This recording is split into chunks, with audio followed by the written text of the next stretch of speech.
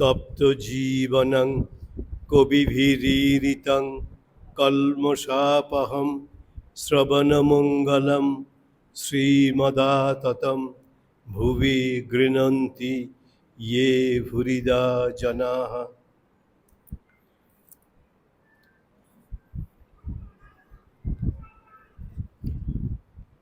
বেশ কিছুদিন পরে আবার আমাদের কথামৃত ক্লাসে আলোচনা করার সুযোগ হচ্ছে।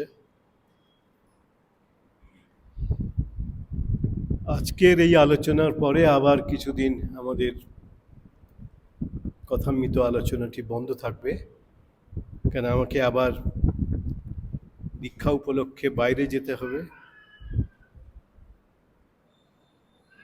ফিরে আসার পরে আবার যেদিন এই শুক্রবারের কথামৃতে আলোচনার দিনটি পাব, সেদিন বোধহয় 4 সেপ্টেম্বর, 4 সেপ্টেম্বর, সেদিন এবার জন্মাষ্টমী পড়ছে। সুতরাং সেদিন কৃষ্ণের কথা হবে, ভগবানের কথাই হবে, কৃষ্ণের কথাই হবে। সুতরাং সেদিন কথামৃত ক্লাস আর হবে না 4 সেপ্টেম্বর। তারপরে আবার আমি বাইরে আমাকে যেতে হবে ওই দীক্ষার উপলক্ষে।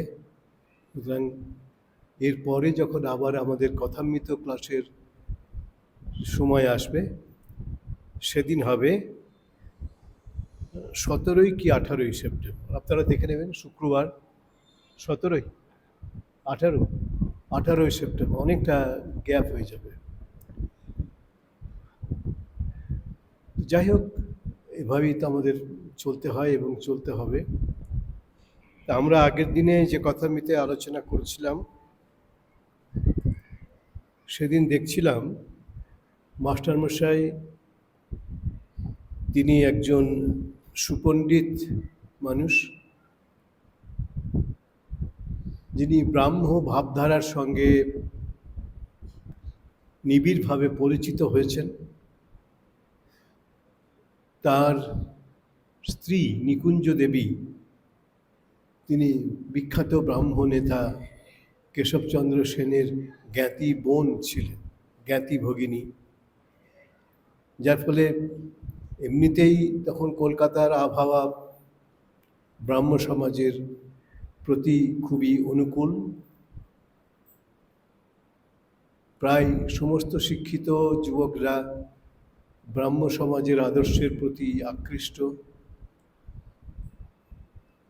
পাশ্চাত্য ভাবধারা তো ছিলই, তার সঙ্গে ব্রাহ্ম সমাজের আদর্শ সেটিও ছিল। অর্থাৎ আমাদের সনাতন ধর্মের প্রতি আকর্ষণ তখন মানুষের কমছে এই পাশ্চাত্য ভাবধারার ফলশ্রুতিতে এবং ব্রাহ্ম সমাজের প্রচারের ফলে। ব্রাহ্ম সমাজ কিন্তু বাইরের কোনো একটি আন্দোলন নয়, আমাদের সনাতন ধর্মের ভেতর থেকেই কিছু মানুষ যারা ব্রাহ্ম সমাজের আদর্শে প্রভাবিত এবং অনুপ্রাণিত হয়েছেন, এবং তারা তাদের একটা, বলতে পারি ইংরেজিতে বলে ক্রুসেড, অর্থাৎ আমাদের ধর্মের প্রতি একটা আগ্রহহীনতা এবং আমাদের ধর্মের নিন্দে করা, সনাতন ধর্মের নিন্দে করা। এই সনাতন ধর্ম থেকেই রামমোহন রায় এসছেন, বিখ্যাত ব্রাহ্ম নেতা কেশবচন্দ্র সেন, তাঁরও পিতামাতাও তো এই ব্রাহ্ম সমাজের লোক ছিলেন না, তারাই আমাদের হিন্দু সমাজেরই লোক ছিলেন।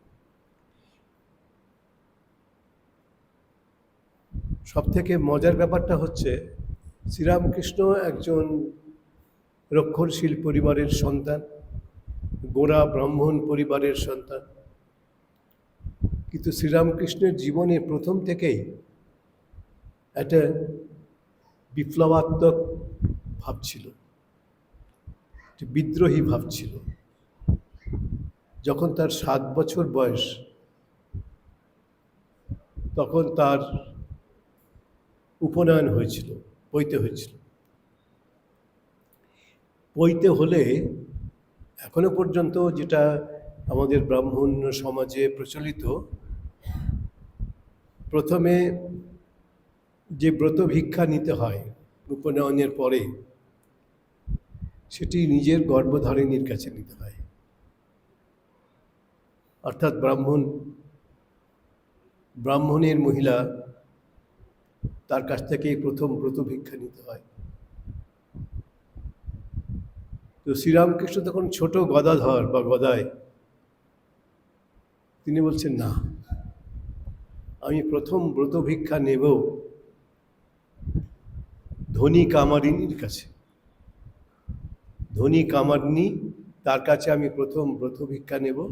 কেন না, তাকে আমি কথা দিয়েছি, ওই 7 বছর বয়সের ছেলে, কামারিনী মানে শূদ্র, অব্রাহ্মণ, কামারের ঘরের মেয়ে, কামারিনী, ধনী কামারিনী, তার নাম ধনী, কামারের বাড়ির মেয়ে, তাকে তিনি বাল্য বিধবা ছিলেন, তার তো কোনো সন্তান ছিল না, মনে একটা দুঃখ ছিল, সন্তানের জন্য একটা দুঃখ। তিনি ওই ছোটবেলাতেই গদাধর, তাকে সবাই ডাকতো গদায়। তার জন্ম হচ্ছে 18ই ফেব্রুয়ারি। একটা অসাধারণ কোইন্সিডেন্স, মানে সমাপতন হচ্ছে, ভগবান শ্রীচৈতন্যের জন্মও কিন্তু 18ই ফেব্রুয়ারি, শ্রীরামকৃষ্ণের জন্মও 18ই ফেব্রুয়ারি। শ্রীরামকৃষ্ণ ব্রাহ্মণ ঘরের ছেলে, উপনয়ন হয়েছে। এখন উপনয়নের পরে যে প্রথম ব্রত ভিক্ষা নিতে হয়, ওটি নিজের মায়ের কাছ থেকে, গর্ভধারিণীর কাছ থেকে নিতে হয়। তারপরে একজন ওই ব্রাহ্মণ বংশীয়া কোনো মহিলা তার ভিক্ষে মাতা হন, এটা হয়তো আপনারা অনেকে জানেন। ভিক্ষে মাতা, তিনি প্রথম ভিক্ষা দান করেন, এই জন্য তাকে একজন মা হিসাবে গণ্য করা হয়। এই প্রথম ব্রত ভিক্ষা নিতে হয় নিজের মায়ের কাছে। শ্রীরামকৃষ্ণ বললেন, না, আমি ওই কামারিনী, মানে কামারের মহিলা মেয়ে ধনী, ওকে কথা দিয়েছি, ওনার সন্তান নেই, তাকে আমি কথা দিয়েছি, আমি তোমাকে উপনয়নের সময় ভিক্ষে মা হিসেবে বরণ করব। নিজের মায়ের কাছে নিলেন না, ওই ধনী কামারিনী, ওর কাছেই তিনি প্রথম ব্রত ভিক্ষা নেবেন বলে দিলেন। ওইটুকু ছেলে, 7-8 বছর বয়স। তখনই থেকেই তিনি এই যে অর্থহীন কুসংস্কার, অর্থহীন আচরণ আচার আমাদের সমাজে, হিন্দু সমাজে, তার বিরুদ্ধে তিনি একটি বিদ্রোহ ঘোষণা করলেন। তিনি বললেন, না, আমি কথা দিয়েছি ওই কামার কন্যা ধনীর কাছ থেকে প্রথম ব্রত ভিক্ষা নেব, তাই নেব। সবাই বোঝালেন, হয় না, আমাদের নিয়ম নেই, আমাদের ধর্মে এটা মানা হবে না। বলে, আমি ওসব জানি না, কিন্তু আমি কথা দিয়েছি ওর কাছ থেকেই প্রথম ব্রত ভিক্ষা নেব। এখন এই ছেলে মানুষই যখন করে, ছোট ছোট ছেলেরা, তখন থামানো মুশকিল হয়। আমি দেখেছি, আপনারাও দেখবেন, তখন ওই ছোট ছোট ছেলে মেয়ে যা দাবি করে, যা চাই, তোকে তা দিতেই হবে, নইলে একদম বিরাট সমস্যার সৃষ্টি করবে। মনে হয় ওই ছোট শিশুটি তখন যেন গোটা সমাজকেই পরিচালনা করছে। He or she rules the whole family, whole society, পুরো পরিবারকে শাসন করছে এবং পুরো সমাজটাকেও যেন সে পরিচালনা করছে। তা গদাধরের এই যে জেদ, গৌ বলতে পারি, গৌ ধরলেন, এটা করতে হবে, আমি ওই কামার কন্যা ধনীর কাছ থেকেই প্রথম ব্রত ভিক্ষা নেব। এটা তো আমাদের যে সেট প্যাটার্ন সমাজের, যেটা ঠিক হয়ে থাকে সমাজে, তার বিরোধিতা করা হচ্ছে। এবং তিনি করছেন একজন ছোট ছেলে, 7-8 বছর বয়স। না, আমি এটা করবো না, আমি কথা দিয়েছি ওর কাছ থেকেই প্রথম ব্রত ভিক্ষা নেব। এখন দেখুন, ওইটুকু ছেলের এত জেদ, এটা তো জেদ নয়, এটা প্রাতিষ্ঠানিক ব্যাপার, তার বিরোধিতা করা। যেটা সমাজে চলছে, সমাজে মেনে নিয়েছে, ওটাই করতে হবে। উনি তার বিরোধিতা করছেন, ওটুকু ছোট ছেলে, কারোর কথা শুনছেন না। তখন বাবা বেঁচে নেই, জ্যাঠামশাই, এই বড় দাদা হচ্ছেন রামকুমার চট্টোপাধ্যায়, তিনিও বোঝালেন এটা আমাদের হয় না বাবা, ভাই, সমাজে তোকে এই মায়ের কাছেই প্রথম, নিজের মায়ের কাছেই প্রথম ব্রত ভিক্ষা নিতে হবে। না, আমি নেব না। ওনার সন্তান নেই, উনি সন্তানহীনা, ধনী কামারিনী। আমি তাকে বলেছি আমি তোমার কাছ থেকেই ব্রত ভিক্ষা নেব এবং তোমাকেই প্রথম মা বলে ডাকবো। এবং সেই ছোট ছেলেটির জেদের কাছে গোটা সমাজকেই নতি স্বীকার করতে হবে। তিনি ব্রাহ্মণের পুত্র সন্তান হয়েও উপনয়নের সময় সমস্ত প্রথাকে ভেঙে ওই অব্রাহ্মণ ধনী কামারনির কাছে প্রথম ব্রত ভিক্ষা নিলেন। এই প্রথম তার জীবনে এই আচরণ শুরু হলো। তিনি সমাজকে গড়বেন এরকম শ্রীচৈতন্যও করেছেন। যারা সমাজকে গড়েন, সমাজের নতুন পরিচালক হিসেবে যারা আসেন পৃথিবীতে সমাজকে নতুন পথ দেখাতে, তারা এরকম মনে হয় তখন যে গোঁয়ার্তমি করছেন, এটা ঠিক করছেন না, কিন্তু আসলে তারাই ঠিক করেন। আমি শুনেছি এটা কাহিনী, শ্রীচৈতন্যের সময় একটি ব্রাহ্মণের পুত্র, তার নাম চন্দন, তার সঙ্গে একটি অব্রাহ্মণ কন্যা, ব্রাহ্মণ নয় অব্রাহ্মণ কন্যা, বোধহয় নিম্নবর্ণের কন্যা, চুয়া, তার নাম হচ্ছে চুয়া, আর ব্রাহ্মণের ছেলেটির নাম হচ্ছে চন্দন। এই চন্দন আর চুয়ার ভালোবাসা হয়েছে, তারা বিবাহ করতে পারছেন না, কারণ সমাজ মেনে নিচ্ছেন না। চন্দন ব্রাহ্মণ এর পুত্র, চুয়া হচ্ছে অব্রাহ্মণের এবং নিম্নবর্ণের কন্যা, তাদের বিবাহ হতে পারে না। এবং এই যে একটা বিবাহ যেটাকে সমাজ মানছেন না, সেই বিবাহটাকে শ্রীচৈতন্য নিজে দাঁড়িয়ে থেকে, তখন তিনি চৈতন্য হননি, তখন গৌরাঙ্গ, মহাপ্রভু তখন গৌরাঙ্গ, তিনি ওই বিয়েটা দিয়েছিলেন, চুয়া আর চন্দনের বিয়ে দিয়েছিলেন। চুয়া অব্রাহ্মণ কন্যা নিম্নবর্ণের, চন্দন হচ্ছেন ব্রাহ্মণের পুত্র, তাদের বিবাহ দিয়েছিলেন স্বয়ং গৌরাঙ্গ, পরবর্তীকালে আমাদের শ্রীচৈতন্য। ঠিক এইরকমই একটা আচরণ আমরা দেখলাম শ্রীরামকৃষ্ণ করছেন। উপনয়নের পরে প্রথম ব্রত ভিক্ষা তিনি ব্রাহ্মণের কাছ থেকে না নিয়ে অব্রাহ্মণের কাছ থেকে নিচ্ছেন, শূদ্রা নারীর কাছে, শূদ্র রমণীর কাছে নিচ্ছেন। এটা একটা তখনকার দিনে একটা বিরাট আলোড়নকারী একটা ঘটনা। কিন্তু ওই ছোট ছেলেটি ওইটাই গোঁ ধরে বসলেন, না আমি ওকে কথা দিয়েছি। এই যে কথা দিয়েছি, এই তো আমরা কত কথাই তো বলি, আমরা কি মানি নাকি? আমরা কোনো কথাটাকেই মান্যতা দিই না।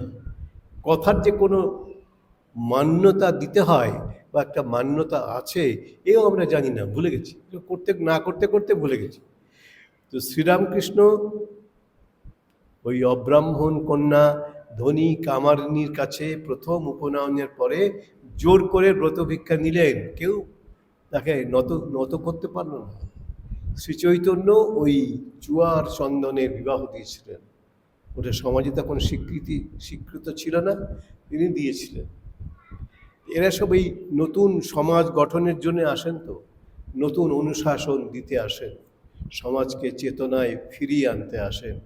তাই শ্রীচৈতন্য এসেছেন, পরবর্তীকালে শ্রীরামকৃষ্ণও এসেছেন। এবং তখনকার দিনে এই যে আজকে দক্ষিণেশ্বরের মন্দির, কালী মন্দির বিখ্যাত, জগৎ বিখ্যাত, রবীন্দ্রনাথ তার একটি কবিতায় শ্রীরামকৃষ্ণ সম্পর্কে লিখেছেন, তোমার জীবনে অসীমের লীলা পথে নূতন তীর্থ রূপ নিল এই জগতে। শ্রীরামকৃষ্ণ সম্পর্কে রবীন্দ্রনাথ লিখেছেন, তোমার জীবনে অসীমের লীলা পথে নূতন তীর্থ রূপ নিল এই জগতে। তোমার জীবনকে কেন্দ্র করে নতুন তীর্থ পৃথিবীতে সৃষ্টি হয়েছে। কোন তীর্থ? এই দুটি কিন্তু অব্রাহ্মণদের দ্বারা পরিচালিত অব্রাহ্মণদের দ্বারা এই সমস্ত অনুষ্ঠানগুলি উদযাপিত। দক্ষিণেশ্বরের মন্দির এখন জগৎ বিখ্যাত, আমরা সবাই জানি, কিন্তু দক্ষিণেশ্বরের মন্দিরে কোনো পূজারী পাওয়া যাচ্ছিল না। কেন? রানী রাসমণি যে বংশে জন্মগ্রহণ করেছেন সেই বংশটি হচ্ছে অত্যন্ত নিম্ন বর্ণের। কেউ বলেন তিনি মাহিষ্য বর্ণের সম্প্রদায়ের ছিলেন, কেউ বলেন তিনি কৈবর্ত বংশের ছিলেন, মানে নিচুর দিকে, হিন্দু সমাজের নিচুর দিকে কৈবর্ত। কিন্তু তার পূজারী, এই যে দক্ষিণেশ্বরের মায়ের মন্দির তিনি করলেন রানী রাসমণি, তার পূজারী খুঁজে পাচ্ছেন না। কারণ রানী রাসমণি ওই কৈবর্তের বাড়ির মহিলা, অথবা মাহিষ্য বাড়ির, সেটাও নিম্নবর্ণের মাহিষ্য বাড়ির মহিলা, তার পুজো করার জন্যে কোনো উচ্চবংশের ব্রাহ্মণকে পাওয়া যাচ্ছিল না। তখনকার সমাজ আমরা এখন বুঝতে পারবো না যে কি ভয়ঙ্কর ছিল সেই সমাজের বাঁধন, আমরা এখন বুঝবো না, তখনকার দিনে এটা ভয়ঙ্কর ব্যাপার। তো কি করা যায়? কোনো ব্রাহ্মণ রাজি হচ্ছেন না এই দক্ষিণেশ্বরের মা ভবতারিণীর মন্দিরে পুজো করার জন্যে, কারণ এই মন্দিরের প্রতিষ্ঠাত্রী হচ্ছেন রানী রাসমণি, নিম্নবর্ণের মহিলা। তার প্রতিষ্ঠিত মন্দিরে কোনো উচ্চবর্ণের ব্রাহ্মণ পূজা করতে পারবেন না, করবেন না। সে সময় শ্রীরামকৃষ্ণের দাদা রামকুমার চট্টোপাধ্যায় তিনি একটি বিধান দিলেন। তিনি তখন ঝামাপুকুরে থাকতেন, ওখানে তিনি শাস্ত্র অধ্যয়ন করাতেন, মানুষকে অধ্যাপনা করতেন। তিনি একটি বিধান দিলেন, যদি রানী রাসমণি ওটি তার গুরু, যদি তিনি ব্রাহ্মণ হন, সেই গুরুকে আগে অর্পণ করে দেন, তাহলে এটা অন্য কাউকে দিয়ে পূজা করানো যেতে পারে। ওই রামকুমারই বিধান দিলেন। তখন রামকুমার চট্টোপাধ্যায়ের এই বিধান অনুসারে বললেন, ঠিক আছে, গুরুকে দিয়ে দিলাম এই মন্দিরটা, কিন্তু পুজো করবে কে? পূজারই পাওয়া যাচ্ছে না। তখন রামকুমার বললেন, আমি পুজো করব। উনি উচ্চবর্ণের ব্রাহ্মণ, রামকুমার চট্টোপাধ্যায়, আমি করব। তিনি ওই পূজারী হতে স্বীকৃতি জানালেন এবং তিনি পূজা করলেন। এবং আমাদের শ্রীরামকৃষ্ণদেব তিনি কি করলেন?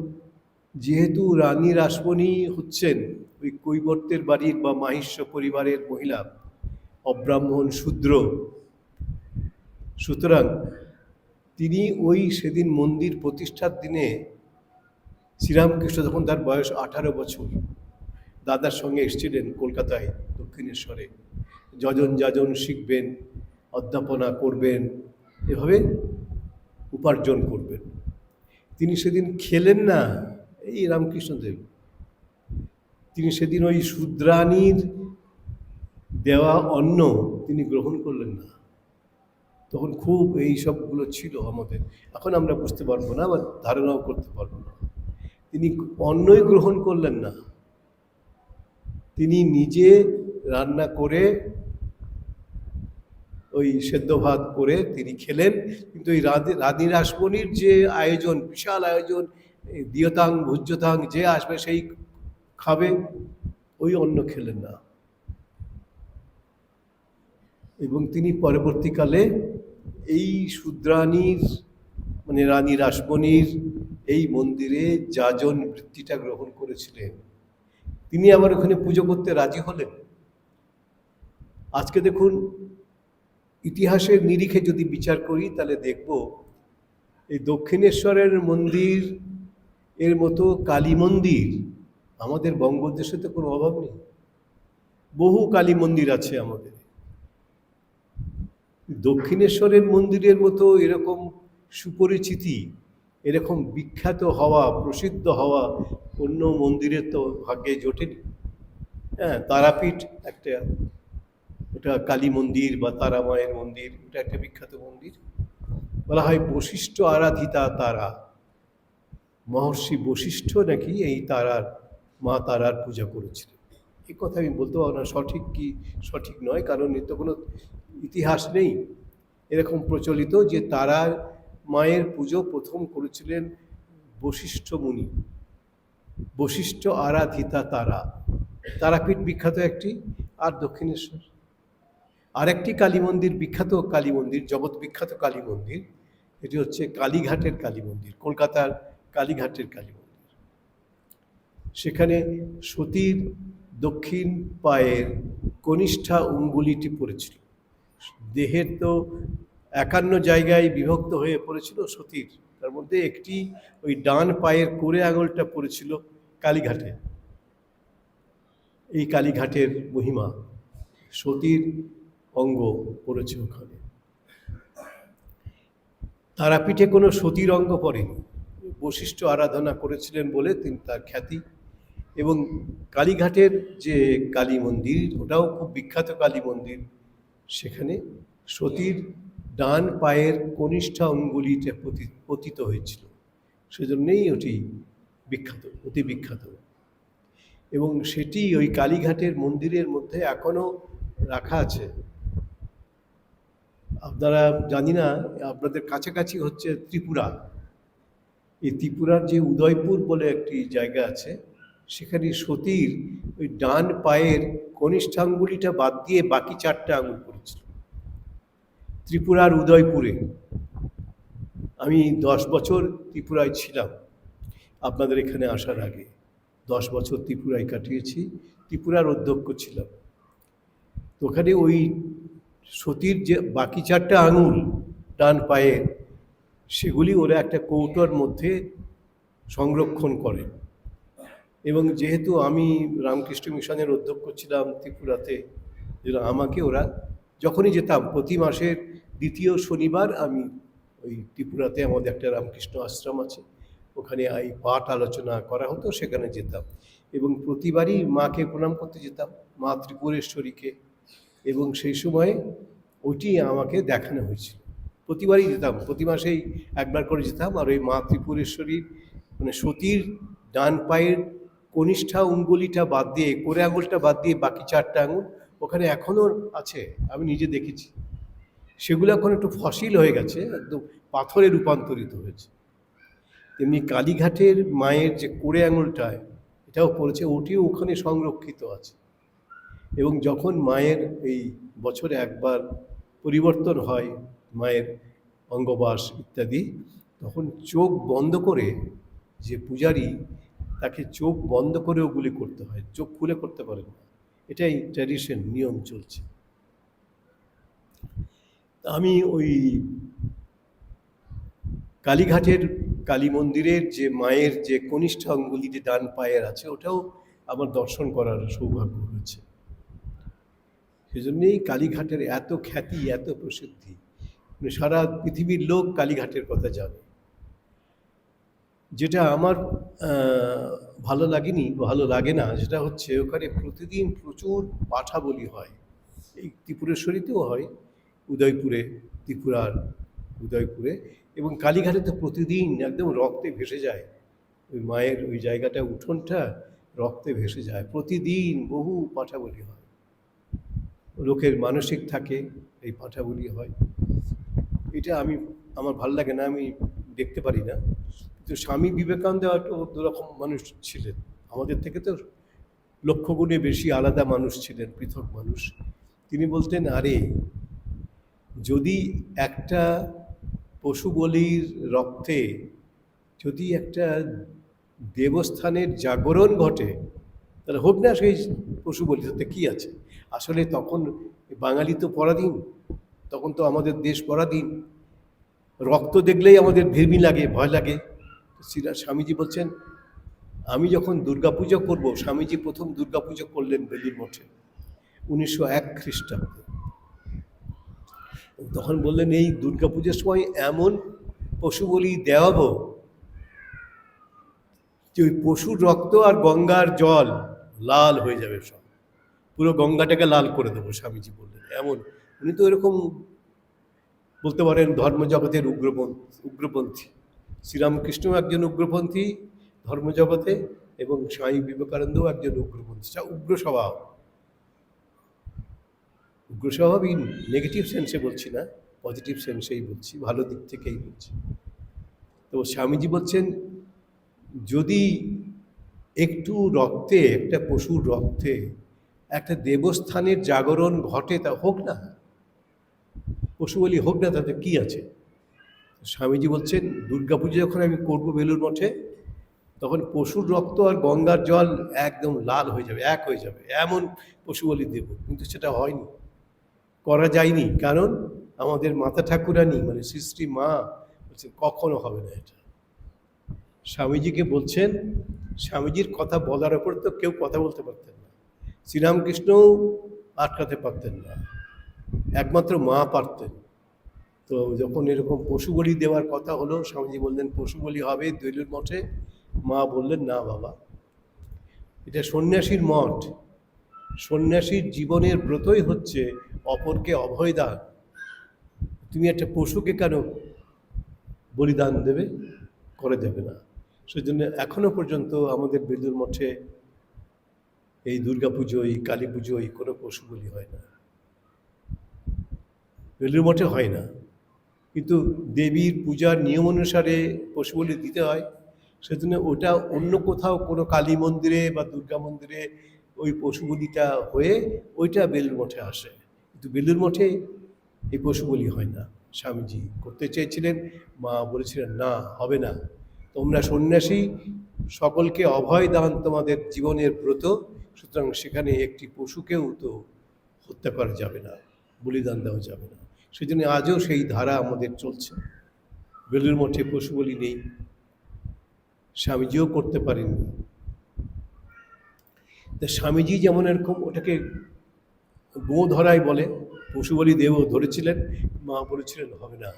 এবং সেই মায়ের কথার পরে আর স্বামীজি মাথায় তুলতে পারেন, কথা তো বলতেই পারেন, মা বলেছেন এর উপর আর কোনো কথা হবে না।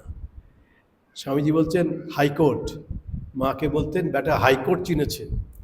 তখন তো এই কলকাতাতেই তো ভারতবর্ষের রাজধানী, সুতরাং কলকাতায় যা হবে সেটাই গোটা ভারতবর্ষেই চলতে থাকবে। 1911 সাল অবধি চলেছে। 1911 সালে কলকাতা থেকে দিল্লিতে ভারতের রাজধানী স্থানান্তরিত হয়। আপনারা যারা বাংলাদেশের লোক, তখন তো সবই এই বাংলার, একটাই বাংলা, ভাগ তো তখন হয়নি। সুতরাং তখন তো একটাই বঙ্গদেশ, একটাই বাংলা। এখন ভেঙে গেছে, কেটে গেছে, খণ্ডিত হয়েছে, তখন তো তা হয়নি। এরা সব এই গোয়ার্তুমি করার জন্য আসেন, কিন্তু এই গোয়ার্তুমিটা হচ্ছে পজিটিভ সেন্সে গোয়ার্তুমি, সমাজের ভালোর জন্যে গোয়ার্তুমি, সমাজের কল্যাণের জন্যে গোয়ার্তুমি। এরা করেন এগুলো, বিদ্যাসাগর মশাই করেছে, শ্রীরামকৃষ্ণ করেছেন, আরও অনেক অনেক আচার্য মহাপুরুষ তারাও এইসব গোয়ার্তুমি করেছেন। এই গোয়ার্তুমি করেছেন বলেই আমাদের সমাজটা রক্ষা পেয়েছে। শ্রীরামকৃষ্ণ এই গোয়ার্তুমি করেছেন, স্বামীজি করেছেন, কিন্তু মা পশু বলি দিতে দেননি বেলুড় মঠে। এটা হয়তো আপনারা সবাই জানেন যে মা দিতে দেননি, হবে না। এবং সেই ধারাটাই এখনো চলছে। বেলুড় মঠে দুর্গাপুজো, কালী পুজোয় কোনো বলিদান হতে পারবে না। আমাদের এরা যারা যুগের হাওয়াটাকে পাল্টে দেওয়ার জন্য আসেন, যুগন্ধর ব্যক্তি হিসেবে, যেমন শ্রীরামকৃষ্ণ এসেছেন, যেমন শ্রী চৈতন্য এসেছেন, তারা তো পৃথিবীটাকে পাল্টাতে আসেন, সমাজকে পাল্টাতে আসেন। তারা যেটা দিয়ে যান অনুশাসন, সেভাবেই সমাজ চলে, সমাজকে চলতে হয়। এখনো সমাজ সেভাবেই চলছে। আপনারা হয়তো জানেন যে ব্রাহ্মণদের উপনয়ন হয়, পৈতে হয়, অব্রাহ্মণদের পৈতে হয় না। স্বামীজি কি করলেন, বেলুড় মঠে বসেই তিনি যত অব্রাহ্মণ ছিল সবাইকে পৈতে দিয়ে দিলেন, সবাইকেই উপনয়ন উপবিদ দিয়ে দিলেন, পৈতে দিয়ে দিলেন। এটাতে কেউ করতে পারেন না, কিন্তু স্বামীজি করলেন বলে আর কোনো প্রতিবাদ হলো না।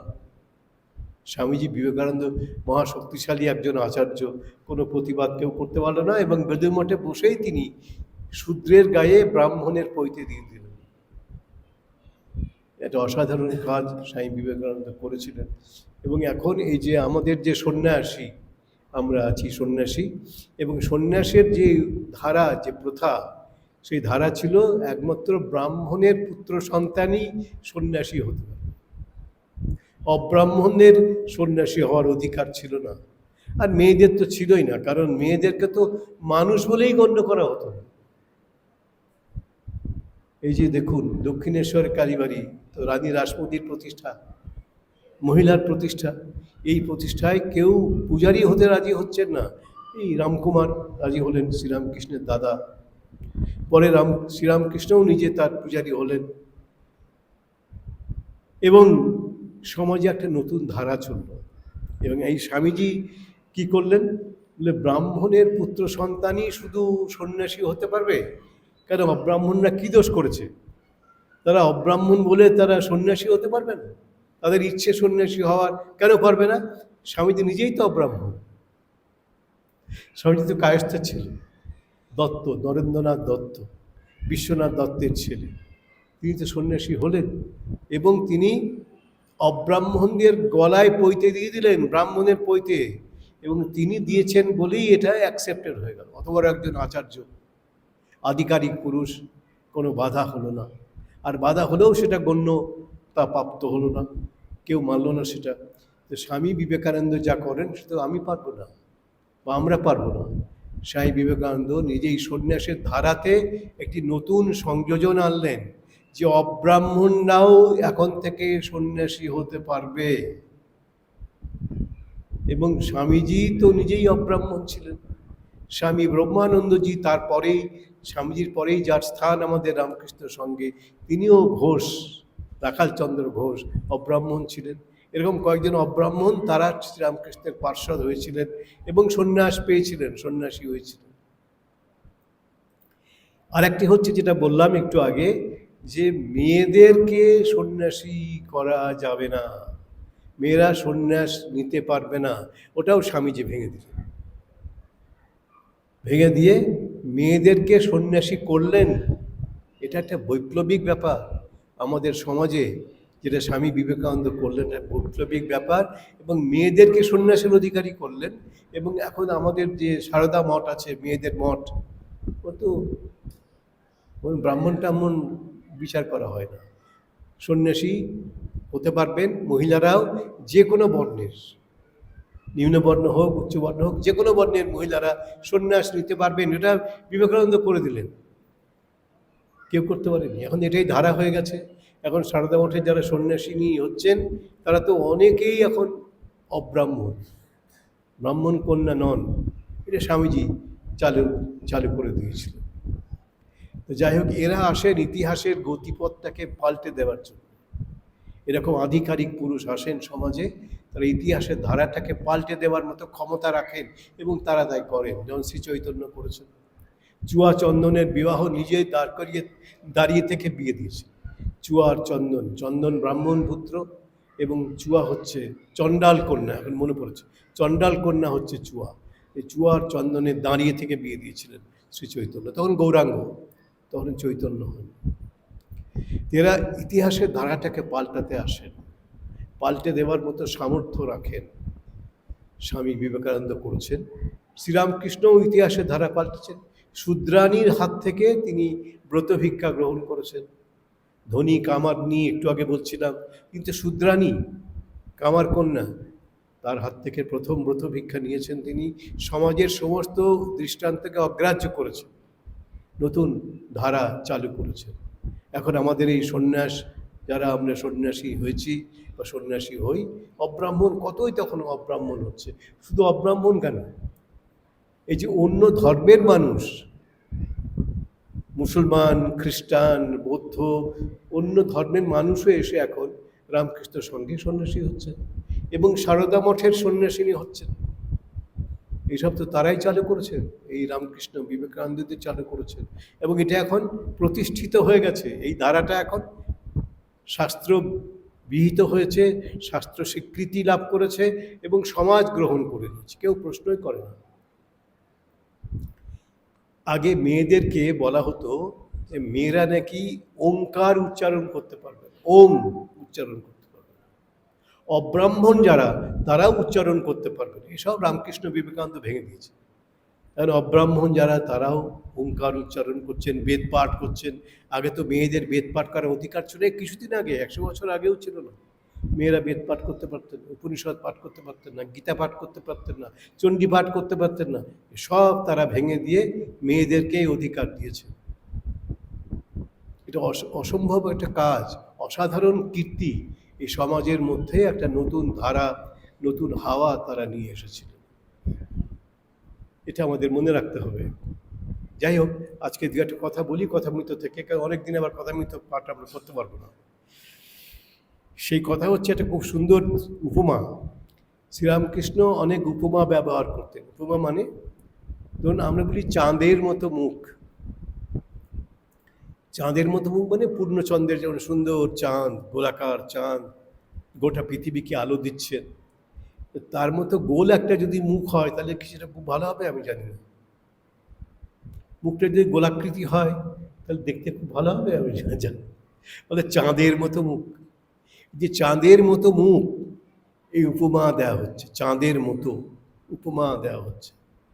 এবং এই উপমা এতদিন পর্যন্ত আমরা জানতাম যে কালিদাস তার কাব্যে, তার নাটকে যে উপমা ব্যবহার করেছেন, এটি উপমার সর্বশ্রেষ্ঠ উপমার দৃষ্টান্ত।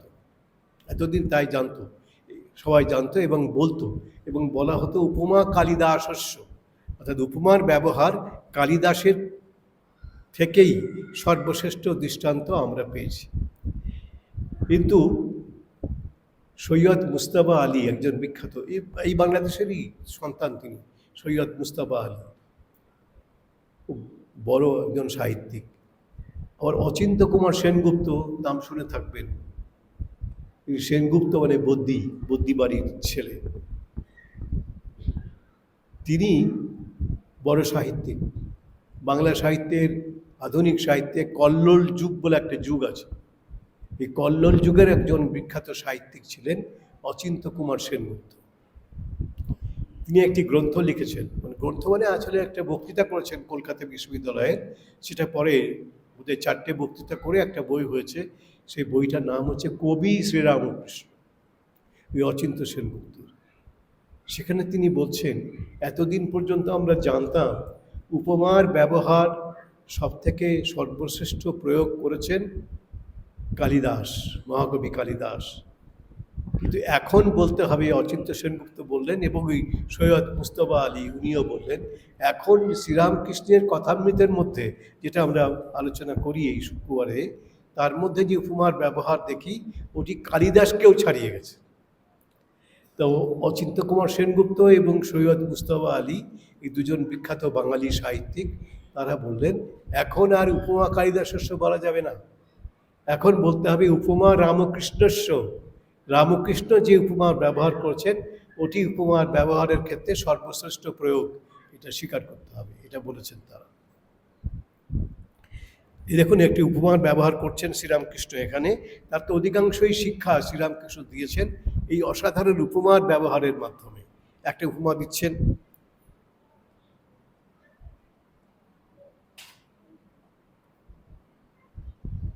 যার পেটে যা সয় মা সেইরূপ খাবার বন্দোবস্ত করেন।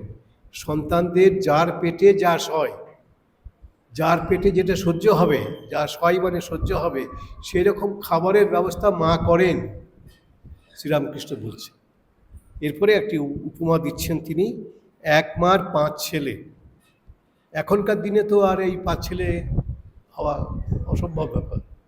এখন প্রত্যেক পরিবারে একটি সন্তান, কি বেশি হলে 2টি সন্তান।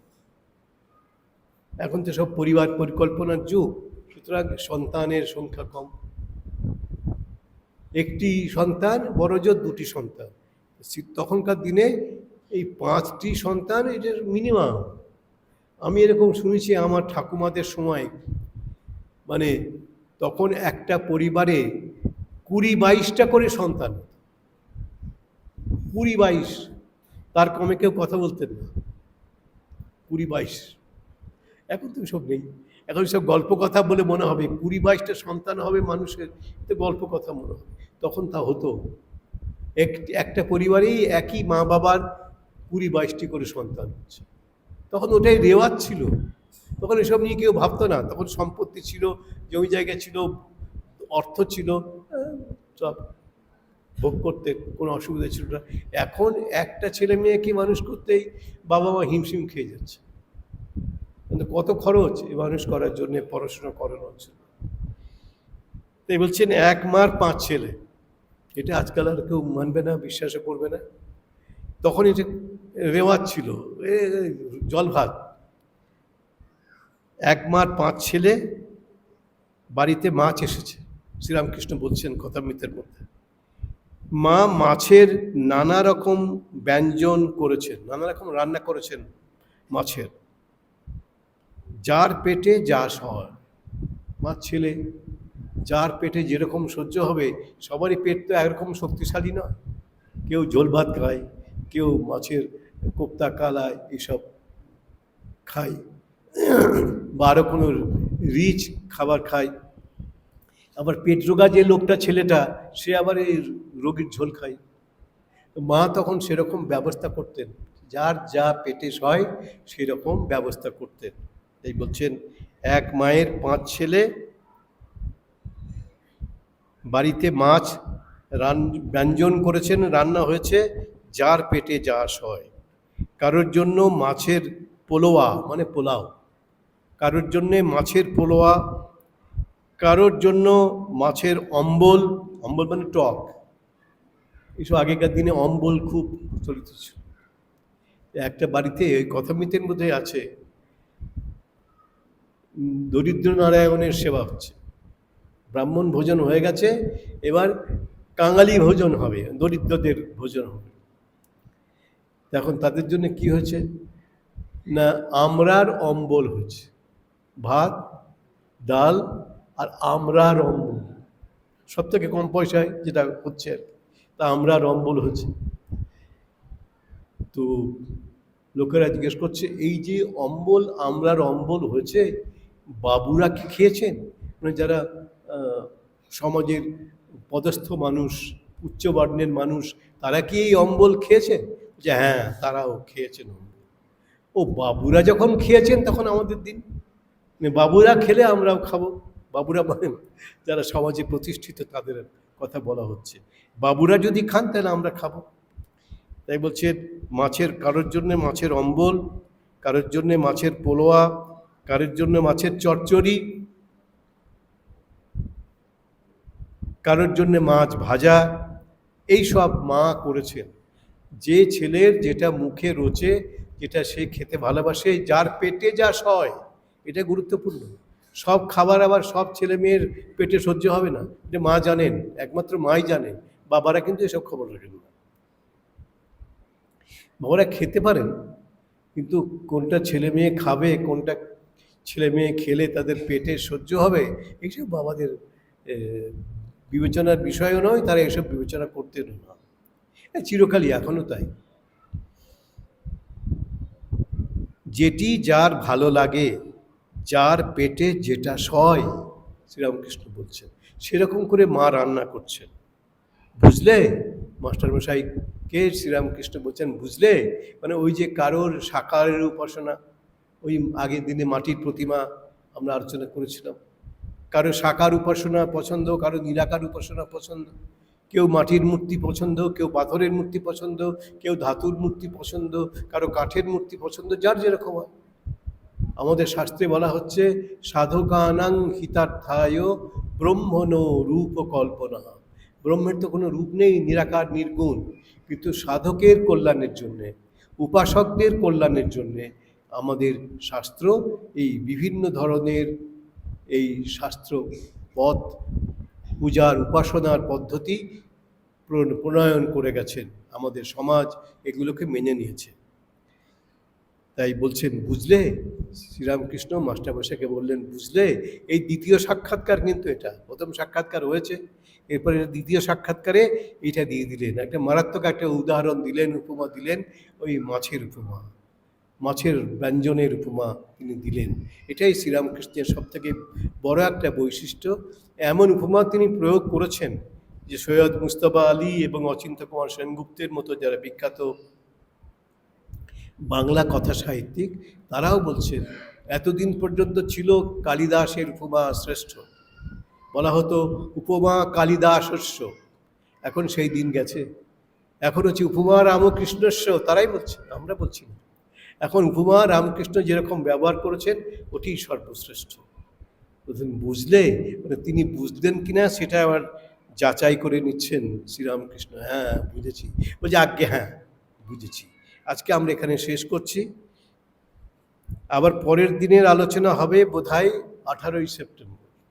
অনেক দিন, আজকে তো এখনো আমরা অগাস্টেই আছি, তাই তো? আবার 18ই সেপ্টেম্বর আমাদের পরবর্তী কথামৃত আলোচনা হবে। তার মধ্যে হবে না, আমি থাকবো না ঢাকাতে, অন্য জায়গায় যেতে হবে, বিভিন্ন জায়গায়, সেজন্য আমার আর